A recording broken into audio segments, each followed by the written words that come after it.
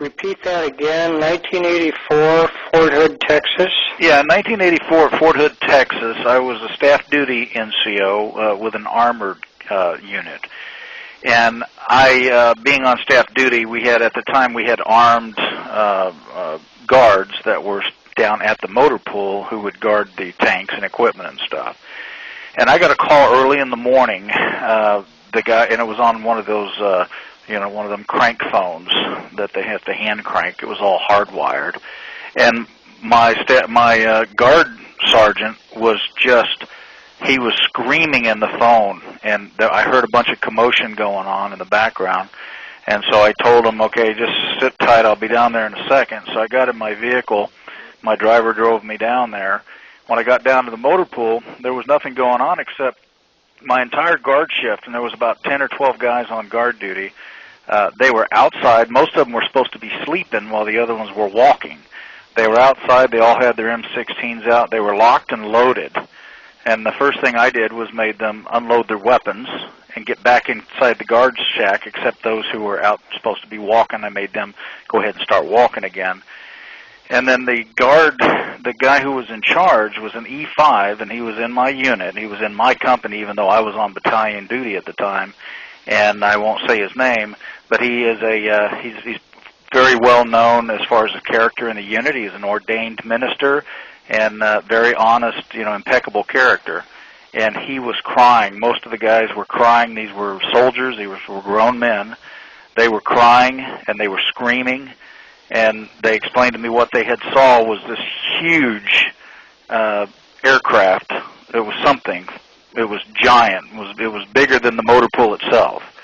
And it had bathed the entire motor pool in kind of a turquoise, kind of fluorescent blue light. And it was there for probably close to a minute, and then it just darted off into the sky at a very fast rate of speed, and it made no sound at all. Wow. And I told them, I said, well, you guys sure that, because at the time they were fielding the Apache helicopters over at the 227th Aviation right around the corner. And I said, are you sure this wasn't like you sure this wasn't some kind of a shadowing effort or something by the Apache people? And they said, no way. There's no way. There's no way. All of them saw it.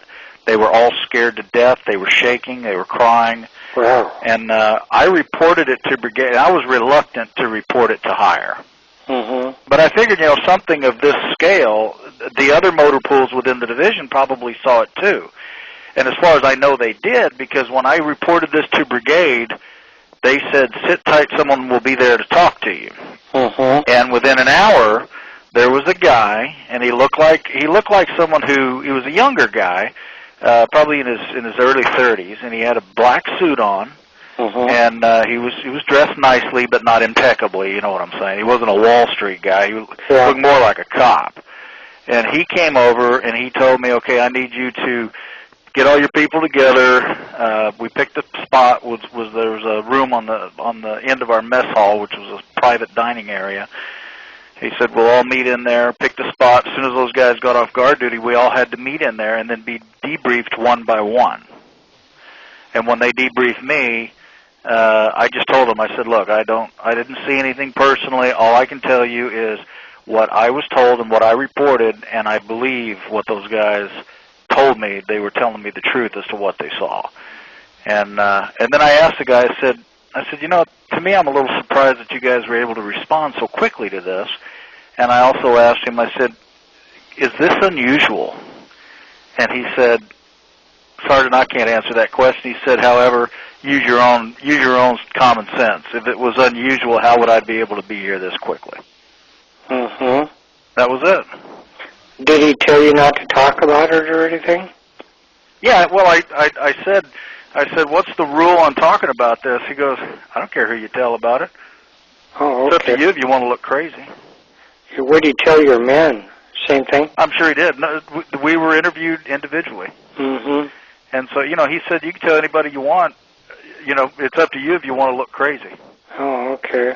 And this is the first time I've shared this with people, but this is the first UFO organization that I've ever contacted. Yeah. Did he ever, nobody sign anything or anything? Oh, no. Yeah, because I've had a number of military witnesses that have talked about forms they got to sign, and they're debriefed individually and everything. And this was in 1984. Do you remember the month approximately? I think it was spring or summer. Spring or summer. Okay, and that's an Army base? Yeah. Fort is one of the largest Army bases in the world.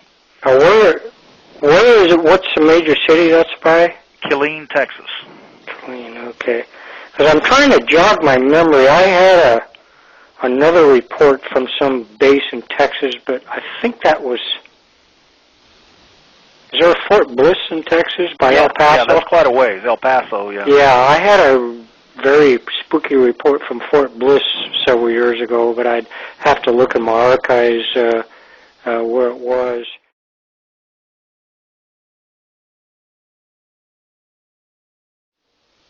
Oh, I did get one from Fort Lewis. From what year?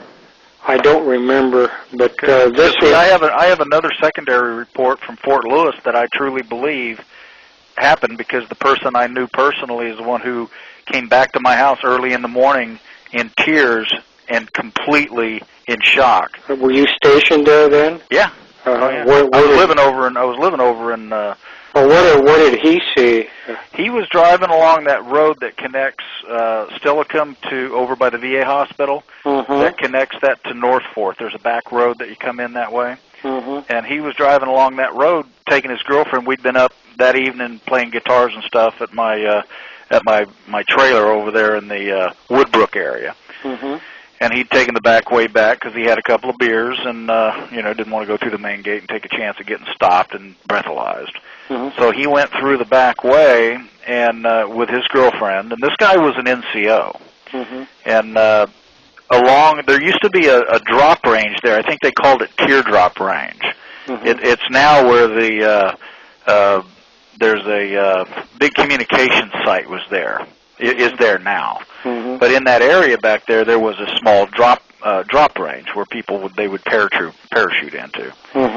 And he said when they were coming down that road, and as they crossed into a clearing, all of a sudden to the left where the drop zone was, there was a small cylindrical vehicle of some type that looked like it was trying to fly, but it kept coming down to the ground. It had sparks and stuff coming out of it, and there were numerous U.S. military helicopters flying around.